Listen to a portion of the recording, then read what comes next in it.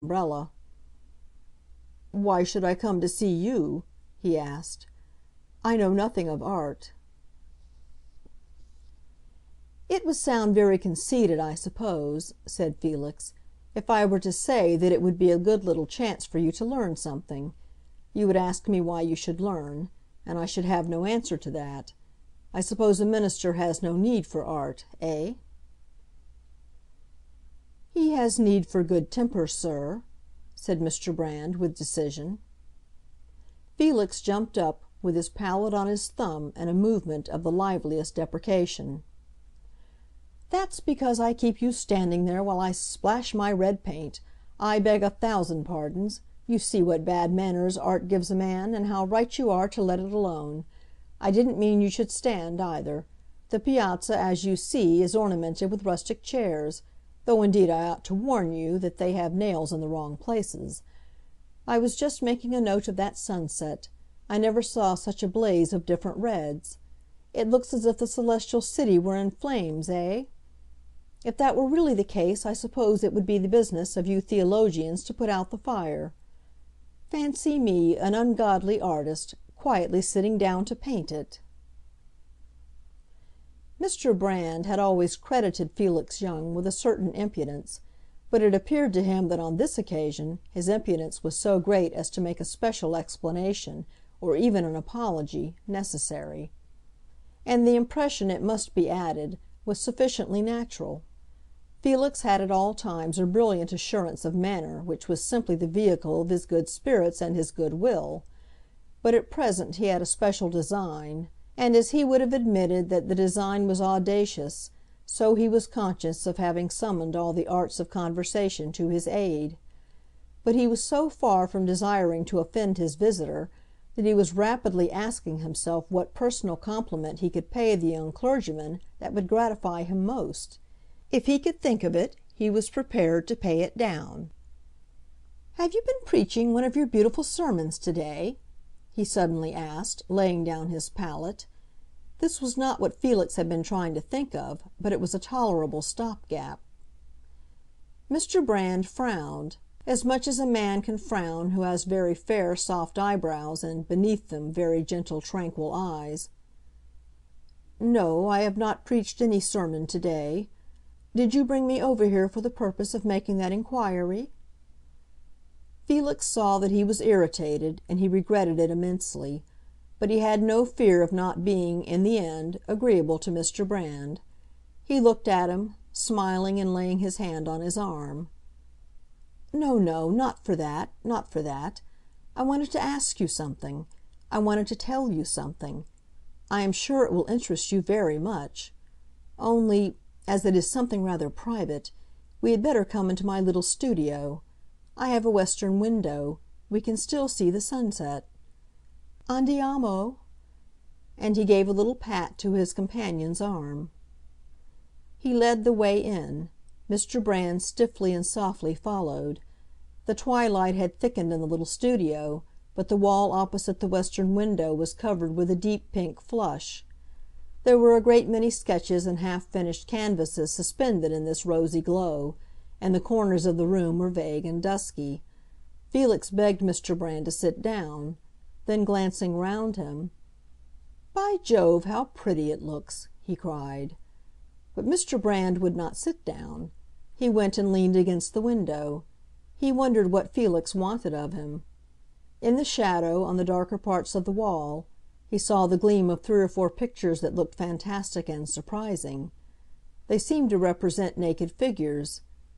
Felix stood there with his head a little bent and his eyes fixed upon his visitor, smiling intensely, pulling his moustache. Mr. Brand felt vaguely uneasy.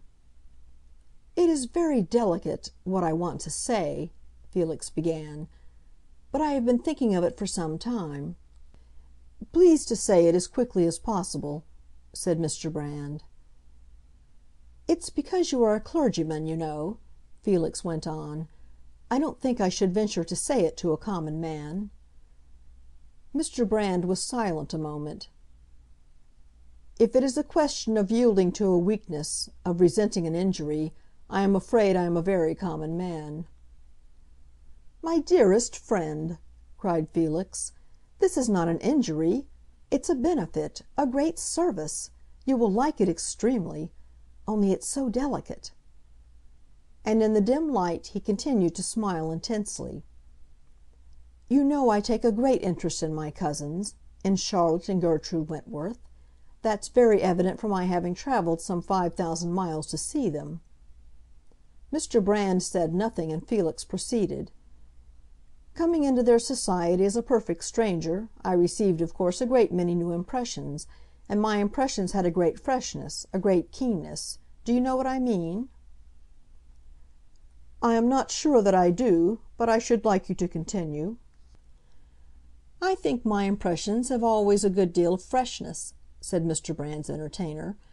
"But on this occasion it was perhaps particularly natural that, coming in, as I say, from outside, I should be struck with things that passed unnoticed among yourselves.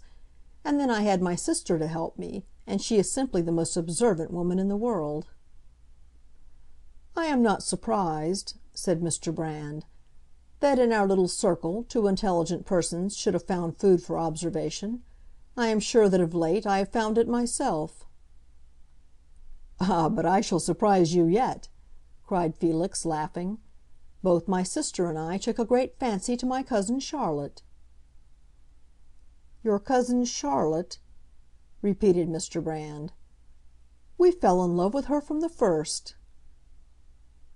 "You fell in love with Charlotte," Mr. Brand murmured. "Dame!" exclaimed Felix. "She's a very charming person, and Eugenia was especially smitten." Mr. Brand stood staring, and he pursued, "Affection, you know, opens one's eyes, and we notice something. Charlotte is not happy. Charlotte is in love." And Felix, drawing nearer, laid his hand again upon his companion's arm. There was something akin to an acknowledgment of fascination in the way Mr. Brand looked at him, but the young clergyman retained as yet quite enough self-possession to be able to say, with a good deal of solemnity, "She is not in love with you." Felix gave a light laugh, and rejoined with the alacrity of a maritime adventurer who feels a puff of wind in his sail. "Ah, no! If she were in love with me I should know it. I am not so blind as you." "As I?" "My dear sir, you are stone blind. Poor Charlotte is dead in love with you." Mr. Brand said nothing for a moment. He breathed a little heavily. "Is that what you wanted to say to me?" he asked. "I have wanted to say it these 3 weeks, because of late she has been worse. I told you," added Felix, "it was very delicate." "Well, sir," Mr. Brand began. "Well, sir." "I was sure you didn't know it," Felix continued. "But don't you see, as soon as I mention it, how everything is explained?" Mr. Brand answered nothing. He looked for a chair and softly sat down. Felix could see that he was blushing. He had looked straight at his host hitherto, but now he looked away. The foremost effect of what he had heard had been a sort of irritation of his modesty. "Of course," said Felix, "I suggest nothing. It would be very presumptuous in me to advise you, but I think there is no doubt about the fact." Mr. Brand looked hard at the floor for some moments. He was oppressed with a mixture of sensations. Felix, standing there, was very sure that one of them was profound surprise. The innocent young man had been completely unsuspicious of poor Charlotte's hidden flame. This gave Felix great hope. He was sure that Mr. Brand would be flattered. Felix thought him very transparent, and indeed he was so. He could neither simulate nor dissimulate. "I scarcely know what to make of this," he said at last, without looking up. And Felix was struck with the fact that he offered no protest or contradiction. Evidently Felix had kindled a train of memories, a retrospective illumination. It was making, to Mr. Brand's astonished eyes, a very pretty blaze.